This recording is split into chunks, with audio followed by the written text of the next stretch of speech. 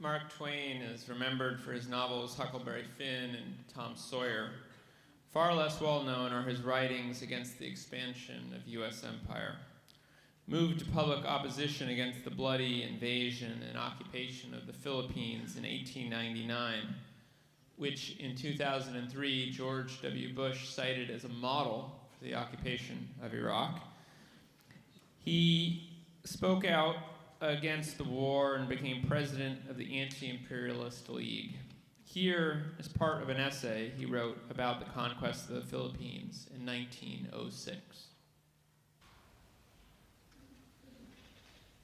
This incident burst upon the world last Friday in an official cablegram from the commander of our forces in the Philippines to our government at Washington.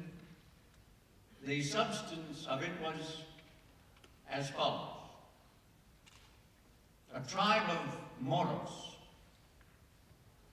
dark-skinned savages, had fortified themselves in the bowl of an extinct crater not many miles from Jolo.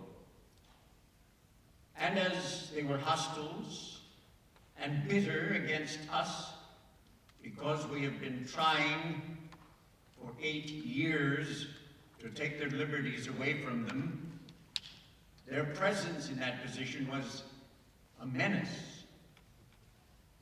Our commander, General Leonard Wood, ordered a reconnaissance.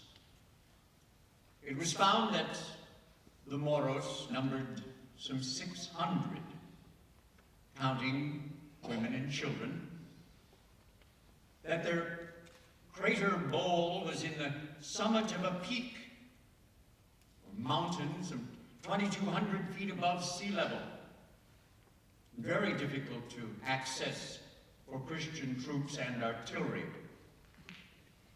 Then General Wood ordered a surprise attack and went along himself to see the order carried out. Our troops climbed the heights by devious and difficult trails, and even took some artillery with them. The kind of artillery is not specified, but in one place it was hoisted up a sharp acclivity by tackle, a distance of some 300 feet. Arrived at the rim of the crater, the battle began. Our soldiers numbered 540. They were assisted by auxiliaries, consisting of a detachment of native constabulary of our pay, their numbers not given, and by a naval detachment whose numbers are not stated.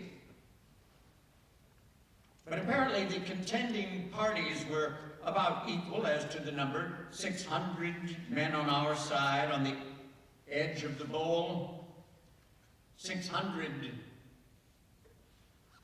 men, women, and children in the bottom of the bowl. Depth of the bowl, some 50 feet. General Wood's order was kill or capture the 600.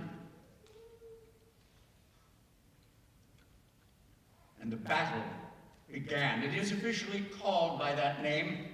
Our forces firing down into the crater with their artillery and their deadly small arms of precision, the savages furiously returning the fire, probably with brickbats, though that's merely a surmise of mine, as the weapons used by the savages are not nominated in the cablegram. Heretofore the Moros have used knives and clubs mainly, and also ineffectual trade muskets, and they've had any. The official report stated that the battle was fought with prodigious energy on both sides during a day and a half, and that it ended with a complete victory for the American arms. The completeness of the victory is established by this fact, that of the 600 Moros, not one was left alive.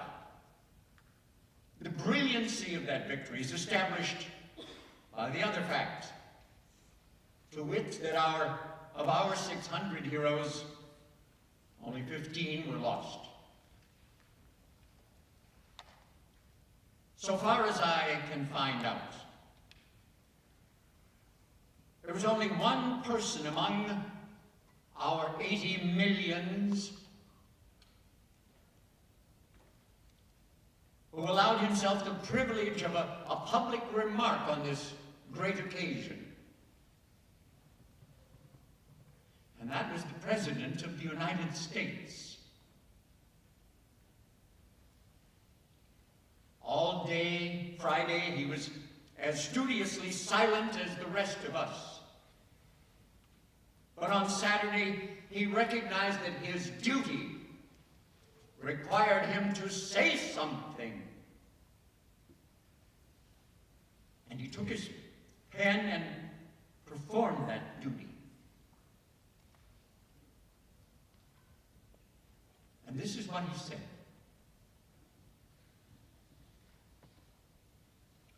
Wood, Manila, I congratulate you and the officers and men of your command upon the brilliant feat of arms wherein you and they so well upheld the honor of the American flag. Signed, Theodore Roosevelt. The next day's headlines blazed with American and Christian glory, like to the sun in its zenith. Death list is now 900.